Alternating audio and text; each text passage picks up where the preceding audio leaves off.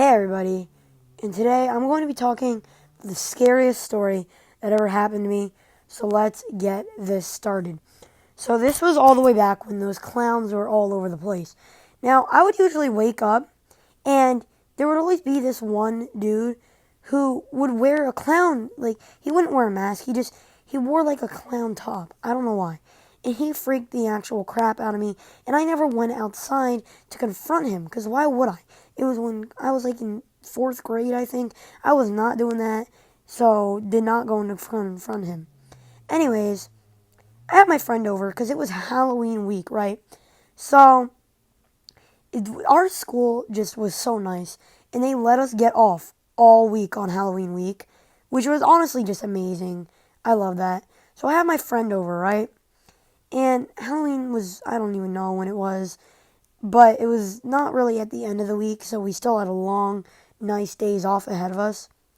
Anyways, so my friend's out here, and it actually starts to get a little creepy at night, like it always did. There was like this one house across the street, and they had like old people, but they said it was an insane asylum. And when I found out it was just a little retirement home for old people, not a big one, a tiny one, probably like their relatives, I was a lot more fine. But at the time, I thought that was an insane asylum, so I started thinking many different things. But then one morning, after we have a late night, so I'm gonna go back to my friend's house the next day, where our next story will take place. But let's get into this. The man is outside with a full clown costume, walking around. I don't know if this was a prank, but I'm pretty sure I would see him coming from that house, or at least that direction from the woods. We had a bunch of woods. So me and my friend decided to go check it out because the man's ran away. So we decide, you know what? We're going to go check this out, see what the hell is happening. And I don't know why we did that. We were like to my mom, going outside, nothing much. We're just going to go outside. No big deal, right? She's like, okay. And this man was in my backyard, right? And my heart stopped. And he said, I'm going to get you. And this is when me and my friend decided we're going to bolt back to the front of my house. And my backyard was huge.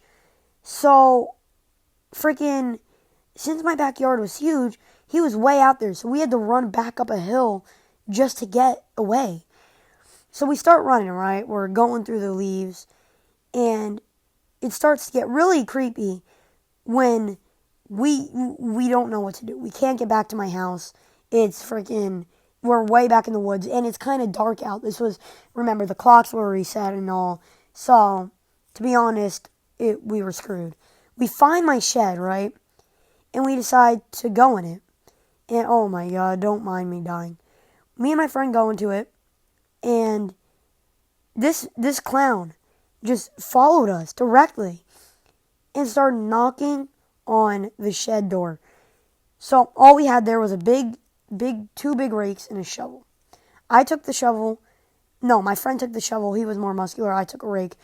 We went outside and bolted towards the neighbors because nobody liked the neighbors. They had a kid who was annoying. But we bolted towards the neighbors so they wouldn't frickin' see anything, bro. And the clown must have thought we lived there because then we made a direct turn. He stayed over near that house, and me and my friend just stood there. Now the next story takes place at my friend's house. So after this all happens, we call my mom, and she's like, it's fine. And turns out that this dude was just like one of the neighborhood kids pulling a prank probably. I don't know if he would have actually hurt us. Anyways, this next story takes place at my friend's house, and this was the really scary one. So, sitting there at my friend's house, and we are playing COD Zombies like you wouldn't believe, man. We loved COD Zombies, and we're sitting there playing it, and we're already in the spooky vibe, because even though we loved COD Zombies in general, but like it was like a day before like 2 days before Halloween, so we're obviously getting into the little spooky feeling, you already know, and we decide to pull. His sister was so scared, so we decided to pull a little prank.